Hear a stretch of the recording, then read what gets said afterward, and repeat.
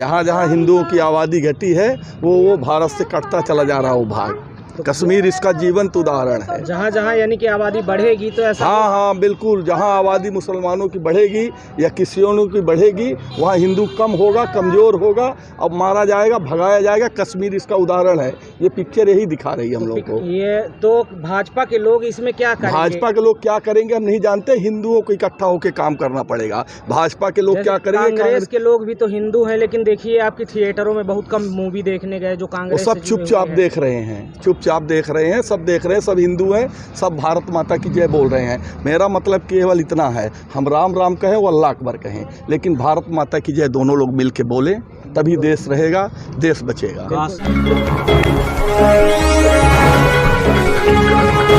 पूर्व मंत्री सिहावल विधायक कमलेश्वर पटेल सहित कांग्रेस युवा नेता भूपेंद्र सिंह नन्हे ने होली मिलन समारोह में बीजेपी पर बोला हमला। कांग्रेस की सरकार में थोड़ी महंगाई बढ़ने पर सर पर गैस सिलेंडर रखकर चलने वाले नेता इन दिनों चेहरा छुपा रहे हैं। पूर्व मंत्री कमलेश्वर पटेल, आगामी चुनाव में भारतीय जनता पार्टी के पास नहीं है मुद्दे। कांग्रेस युवा नेता भूपेंद्र सिंह नन्हे आज विश्राम गृह सीधी में विधायक एवं पूर्व मंत्री कमलेश्वर पटेल ने मीडिया बंधुओं के साथ रंग पंचमी के पावन अवसर पर होली मिलन उत्सव में सभी पत्रकार साथियों को हार्दिक बधाई एवं अनंत शुभकामनाएं प्रेषित की। उन्होंने इस अवसर पर कहा कि अनेकता में एकता भारत की विशेषता, विभिन्न रंगों की जो एक भारतीय संस्कृति है।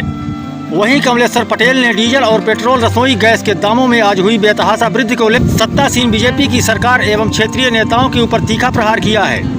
पूर्व मंत्री पटेल ने कहा कि कांग्रेस की सरकार में थोड़ी सी महंगाई बढ़ने पर बीजेपी के नेता सर पर गैस सिलेंडर रखकर चलने वाले आज रसोई गैस और डीजल पेट्रोल की बेतहाशा वृद्धि होने पर चेहरा छुपा कर बैठे हुए हैं।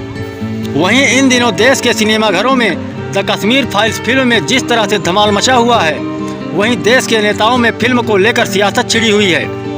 आज मध्य प्रदेश पूर्व मंत्री सिहावल विधायक कमलेश्वर पटेल ने कहा कि बीजेपी के नेता हिंदू और मुस्लिम लड़ाने की बात कर रहे हैं, जबकि उस समय जब कश्मीर में दंगे हुए, राज्य और केंद्र में भले ही गठबंधन में क्यों न रही हो, पर सरकार इन्हीं बीजेपी वालों की ही थी।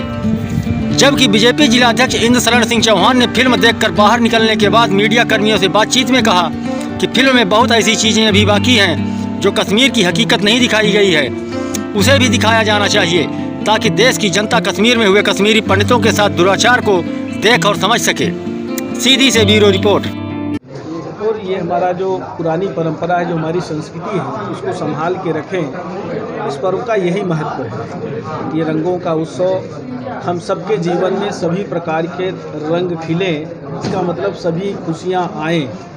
पर दुर्भाग्य है कि एक तरफ पूरा देश आज रंग पंचमी मना रहा है, होली का उत्सव मना रहा है, और दूसरी तरफ देश की सरकार कीमतें बढ़ा रही है। गैस रसोई की जो कीमत है वो आज 50 रुपये फिर बढ़ा दी गई। अब 1000 के आसपास लोगों को मिल पाएगी। और सरकार ने जो सिलेंडर बांटे थे, गैस चूल्हा बांटे थे, और कह के बांटे थे कि हम सबके धुएं के आंसू बंद करा देंगे। अब महंगाई के आंसू रुलाने के लिए हर वस्तु महंगी हो गई, तो खुशियों का ये त्यौहार कहीं न कहीं सरकार का ग्रहण लग गया है। और हम समझते हैं कि सरकार कुंभकर्णी नींद में सो रही है, फील गुड में चल रही है। ये कौन सी दिशा में जा रही है और देश की जनता को कहाँ ले जाके छोड़ेंगे। चुनाव जीतना एक अलग विषय है।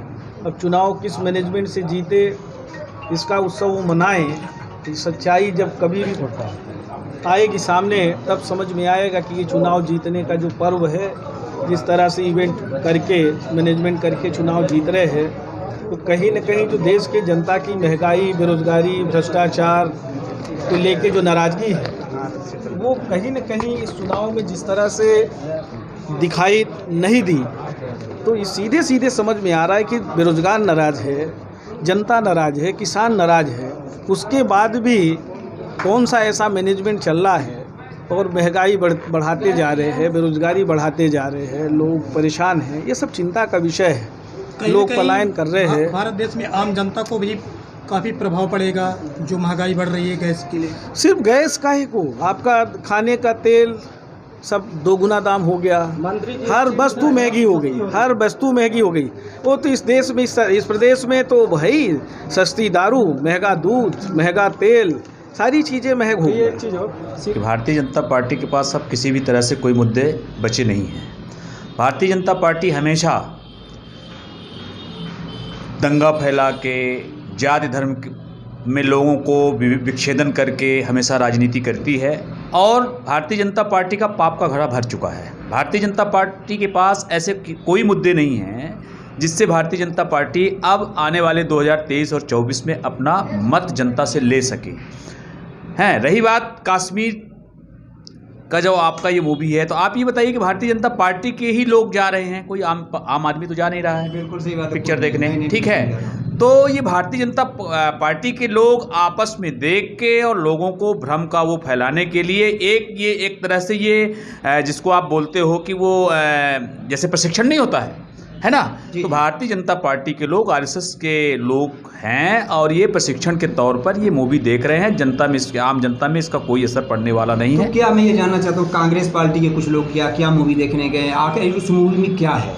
देखिए, ऐसा है कि कांग्रेस पार्टी का कोई भी व्यक्ति, आप भी मीडिया बंधु हैं, कांग्रेस पार्टी का कोई व्यक्ति और आम जन को आप कभी भी थिएटर में नहीं पाए होंगे। जब से मूवियाँ लगी होंगी तो आपने नहीं पाया। इसमें कोई ऐसे मुद्दे नहीं है। इसमें सिर्फ अभी तक इन्होंने हिंदू मुस्लिम किया, अब इन्होंने जाति समीकरण को ले, अब ब्राह्मणों को मिसगाइड करने के लिए ये आपका कश्मीरदा चला रहे हैं, ठीक है। तो ये भारतीय जनता पार्टी है, ये जाति को, धर्म को बांट के और राजनीति करने के लिए अपना सरकार, अपना हत्था सब कुछ बनाने के लिए कार्य कर रही है। लेकिन आने वाला जो अब वो है, आने वाला 2023 और 24 है, उसमें इनका कोई भी हथगंडा काम नहीं आएगा और आने वाले दिन में इनकी बहुत ही दुर्गति होने वाली है। इनका पाप का घड़ा भर चुका है। तो ये माही लोगन अपना का लागिया पिक्चर के माध्यम से का दिखान अपना का कहे चाहिए। वास्तव में देश के लोगन का कश्मीर के इतिहास पता नहीं रहा। विवेक अग्निहोत्री जी जे यह फिल्म का बनाए, उनका बहुत धन्यवाद कि देश के सामने कश्मीर के सच लाए, जौन में हिंदुओं के साथे वहाँ अत्याचार भा, वह दिल का द्रवित करे वाला है, पीड़ा पहुंचावे वाला है। लेकिन आज 370 और 35 का लय की जो लड़ाई चलत रही, वास्तव में पाकिस्तान प्रेरित पोषित आतंकवाद जौन रहा, जौने के वजह से अलगाववाद रहा, कश्मीरी पंडितन का वहाँ मारा गा, निरीह लोगन का वहाँ मारा गा, डोगरन का मारा गा, दलितन का मारा गा, और जौने के कुछ अपराध नहीं रहा, केवल इतना अपराध रहा कि हिंदू रहे। यह सच सामने लाओ देश में जरूरी रहा, वह सच आवा।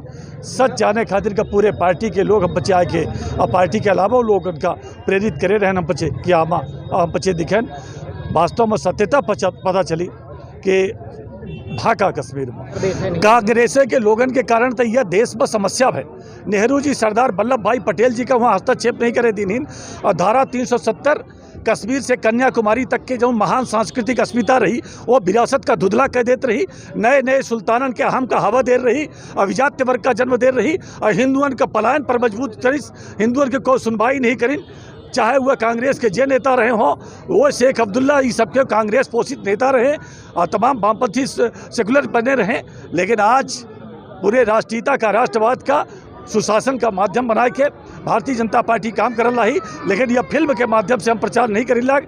भारतीय जनता पार्टी तमाम राष्ट्रवादी लोग ये चाहा था कि देश के लोग, दुनिया के लोग ये जाना कि कश्मीर में हिंदुओं के साथे कौन में अत्याचार हुआ है।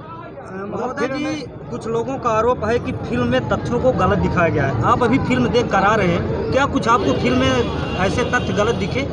मैंने जब सिविल सर्विसेज की तैयारी शुरू की थी तो एक देश बंधु में विशेषांक निकला था। मुझे तो अफसोस है कि इसमें बहुत सारी चीज़ें छूटी हैं, वो नहीं दिखाया गया। उसमें लिखा गया था कि किस प्रकार कबायलियों के भेष में लोग मुसलमान आए और किस प्रकार से उन लोगों ने अपने मित्रों से ये कहा कि आप मेरे मित्र हो, आपको कोई दूसरा मुसलमान लूट लेगा, मैं आपको मार देता हूं, मुझे अपना घर दे दीजिए। यह लिखा मेरे पास आज भी 20 साल पहले का देशबंधु का विशेषांक रखा हुआ है। मैं जब सिविल सर्विसेज की तैयारी कर रहा था, बल्कि 25-30 साल पहले का, 25 साल, तो ये तो कम दिखाया गया।